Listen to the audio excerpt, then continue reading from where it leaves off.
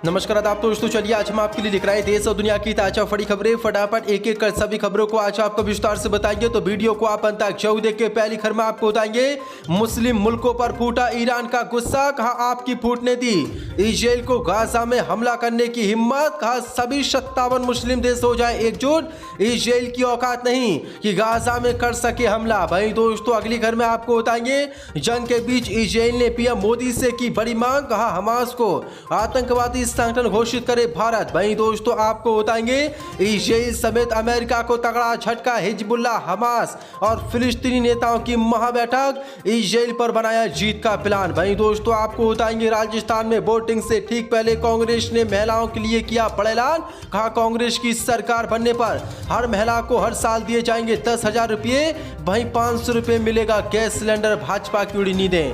वहीं दोस्तों आपको बताएंगे मध्य प्रदेश विधानसभा चुनाव से पहले मोदी को बड़ा झटका, बीजेपी के वरिष्ठ नेता और पूर्व नगर पालिका अध्यक्ष ने पार्टी से दिया इस्तीफा। वहीं दोस्तों आपको बताएंगे मुस्लिम देश कतर ने भारत से लिया इजराइल के समर्थन का बदला, कतर में भारतीय नौसेना के 8 पूर्व अधिकारियों को सुनाई फांसी की सजा, मोदी सरकार को झटका। तो दोस्तों सभी खबरों को एक एक कर विस्तार से आपको बताने वाले, वीडियो को दिल से लाइक कर चैनल को सब्सक्राइब जरूर कर लें। इसके साथ मुस्लिम देशों पर फूटा ईरान का गुस्सा, कहा आपकी फूटने दी इजराइल को गाजा में हमला करने की हिम्मत, सभी मुस्लिम देश हो जाएं अब एकजुट। दरअसल आपको बता दें हमास और इजराइल के बीच 22 दिनों से जंग जारी है।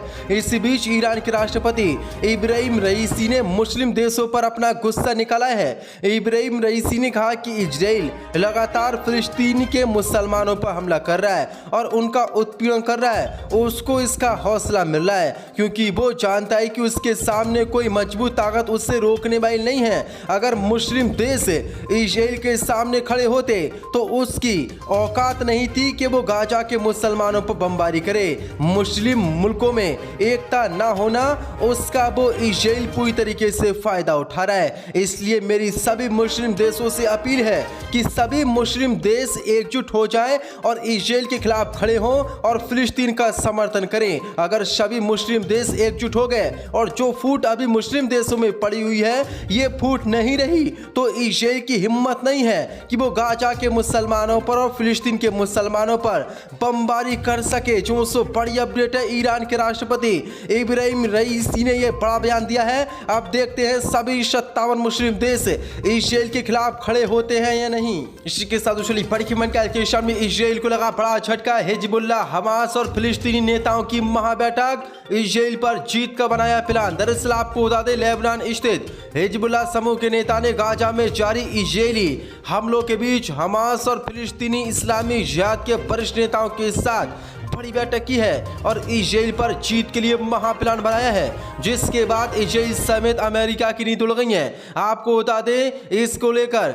इजराइल विरोधी 3 बड़े समूह की अहम बैठक माना जा रहा है। बैठक के बाद एक संक्षिप्त बयान में बताया गया कि हिजबुल्लाह के नेता हसन नसरुल्लाह ने इस बात को लेकर हमास के साले अल अरौरी और इस्लामिक जिहाद के नेता जियाद अल नखैल से सहमति जताई कि तीनों संगठनों और ईरान समर्थित अन्य संगठन आगे क्या कदम उठाएंगे। हिजबुल्लाह और लेबनान के सरकारी मीडिया द्वारा प्रसारित बयान के अनुसार तीनों संगठनों का मकसद गाजा और फिलिस्तीन में एक वास्तविक जीत हासिल करना तथा गाजा एवं वेस्ट बैंक में हमारे प्रताड़ित किए गए और दृढ़ लोगों के खिलाफ इजराइल की विश्वासघाती और क्रूर आक्रमणता को रोकना है। बैठक के बारे में कोई जानकारी सभी देशों के सामने मुहैया नहीं कराई गई है, ये गुप्त बैठक हुई है। जो बड़ी अपडेट है, इस बैठक के बाद अब इजराइल समेत अमेरिका की नींद उड़ गई है। हिजबुल्लाह, हमास और फिलिस्तीनी तीनों नेताओं ने यह महाबैठक की है। अब बड़ा हमला ये तीनों ही संगठन मिलकर इजराइल पर कर सकते हैं। इसके साथ बड़ी खबर कैलकुलेशन, मोदी को लगा बड़ा झटका, कतर ने लिया भारत से इजराइल के समर्थन का बदला, कतर में भारतीय नौसेना के 8 पूर्व अधिकारियों को सुनाई फांसी की सजा। दरअसल आपको बता दें हमास और इजराइल के बीच जंग जारी है। आपको बता दें 7 अक्टूबर को जब हमास ने इजराइल पर हमला किया था तब प्रधानमंत्री मोदी ने इजराइल का खुलकर समर्थन किया था और हमास को आतंकी संगठन बताया था। लेकिन अब बड़ी अपडेट निकल के सामने आ रही है, इजराइल का समर्थन करना पीएम मोदी को भारी पड़ गया है। आपको बता दें मुस्लिम देश कतर ने इजराइल के समर्थन करने पर भारत को जोरदार झटका दिया है। आपको बता दें, कतर में भारतीय नौसेना के पूर्व 8 अधिकारियों को फांसी की सजा सुनाई गई है। आपको बता दें, इन सभी अधिकारियों पर जासूसी के आरोप लगे थे। इन्हें अगस्त 2022 में गिरफ्तार किया गया था। मामले पर मोदी सरकार की तरफ से विदेश मंत्रालय का कहना है कि वो फांसी की सजा के फैसले से हैरान है। साथ ही ये भी कहा कि वो इस मामले को कतर के अधिकारियों के साथ समक्ष उठाएंगे। आपको बता दें, इन सभी अधिकारियों पर जासूसी के आरोप लगे थे। कतर ने जो 8 लोगों को फांसी की सजा सुनाई है वो भारतीय नौसेना में अलग अलग पदों पर काम कर चुके हैं। गिरफ्तार किए गए पूर्व अधिकारियों के नाम कैप्टन नवजोत सिंह गिल, कैप्टन सौरभ वरिष्ठ, कमांडर पूर्णेंदु तिवारी, वहीं कैप्टन वीरेंद्र कुमार वर्मा, वहीं कमांडर सुगनुकर पकाला, वहीं कमांडर संजीव गुप्ता, कमांडर अमित नागपाल और नबिक रागेश हैं। सभी Dehra global technology and consultancy service के लिए काम कर रहे थे। लेकिन अब बड़ी अपडेट निकल के सामने इन पर कतर में जासूसी का आरोप लगा था और आज कतर की कोर्ट ने इन पूर्व भारतीय नौसेना के 8 अधिकारियों को फांसी की सजा सुना दी है। जिसके बाद ये खबर आई है और मोदी सरकार की नींद उड़ गई है और इसको माना जा रहा है कि ये कतर ने जो फिलिस्तीन का समर्थन ना करते हुए मोदी सरकार ने इजराइल का समर्थन किया, उसके बाद ये फैसला सुनाया गया है। इसी के साथ दूसरी बड़ी खबर जंग के बीच इजराइल ने पीएम मोदी से की बड़ी मांग, कहा हमास को आतंकवादी संगठन घोषित करे भारत। दरअसल आपको बता दें, भारत में इजराइल के राजदूत नायोर गिलोन ने बुधवार को कहा कि भारत के लिए समय आ गया है कि वह अन्य कई देशों की तरह हमास को आतंकवादी संगठन घोषित करे।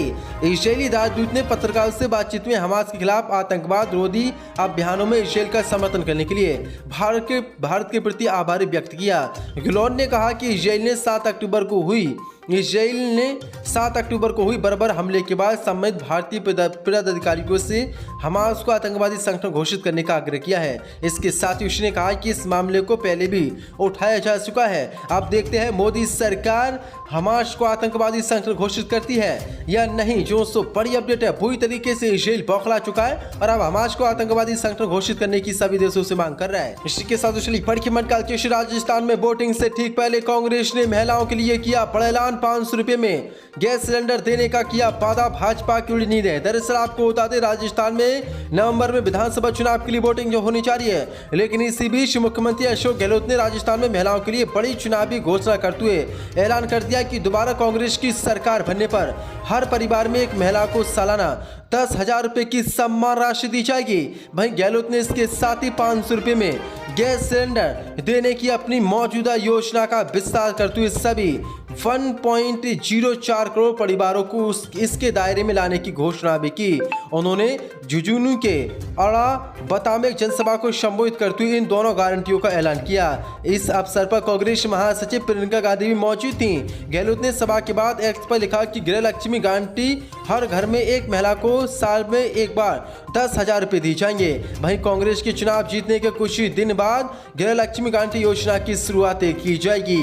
वहीं 500 रुपए में सभी राजस्थान वासियों को गैस सिलेंडर दिया जाएगा। जो बड़ी अपडेट निकल के सामने आपको बता दें, राजस्थान में 25 नवंबर को विधानसभा चुनाव के लिए वोटिंग होनी है, जिसके नतीजे 3 दिसंबर को आएंगे। लेकिन इससे पहले ही कांग्रेस ने बड़ा ऐलान कर दिया, जिसके बाद भाजपा की नींद उड़ गई। इसी के साथ बड़ी खबर के अलकेशन ने मध्य प्रदेश विधानसभा चुनाव से पहले बीजेपी को बड़ा झटका। बीजेपी के पूर्व नगर पालिका अध्यक्ष ने पार्टी से दिया इस्तीफा। दरअसल आपको बता दें, मध्य प्रदेश में नवंबर में विधानसभा चुनाव होने जा रहे हैं, लेकिन इससे पहले ही भाजपा और मोदी को तगड़ा झटका लगा है। आपको बता दें, मध्य प्रदेश में भाजपा के कदावर नेता और पूर्व नगर पालिका अध्यक्ष सुरेंद्र जैन ने भाजपा से दुखी होकर अपने सभी पदों से इस्तीफा दे दिया है। सुरेंद्र जैन ने इस्तीफा देने के बाद कहा कि भाजपा पार्टी न रहकर सिर्फ Kamal Patel private limited Bharatiya Janata party रह गई है। उन्होंने कहा कि बीजेपी नशे की नदियां बह रही है, जुआ सट्टा सब्जी की तरह गली गली चल रहा है। कमल पटेल ने भाजपा पार्टी को बर्बादी कगार पर लाकर खड़ा कर दिया है। कमल पटेल और एवं उसका परिवार पार्टी के लिए महत्वपूर्ण है। भारतीय जनता पार्टी का कार्यकर्ता उसके पदाधिकारी कोई महत्व नहीं रखता। कमल पटेल एवं उसके परिवार के विरोध में मैंने पार्टी से इस्तीफा दिया है और मैं जल्दी अब और कोई सी पार्टी में शामिल होऊंगा। 400 बड़ा झटका, मध्य प्रदेश में वोटिंग से इससे ठीक पहले मोदी और अमित शाह को लगा है। और सुरेंद्र जैन जो कि बीजेपी के पूर्व नगर पालिका अध्यक्ष हैं और कदावर नेता, उन्होंने कहा है कि भाजपा पार्टी अब बीजेपी पार्टी न रहकर सिर्फ Kamal Patel private limited Bharatiya Janata party बन गई है। आपको बता दें, कमल पटेल मध्य प्रदेश में बीजेपी के बड़े नेता हैं। उन पर यह गंभीर आरोप लगाते हुए बीजेपी के पूर्व नगर पालिका अध्यक्ष ने इस्तीफा दे दिया और ये कांग्रेस पार्टी में शामिल हो सकते हैं। जो बड़ी अपडेट है।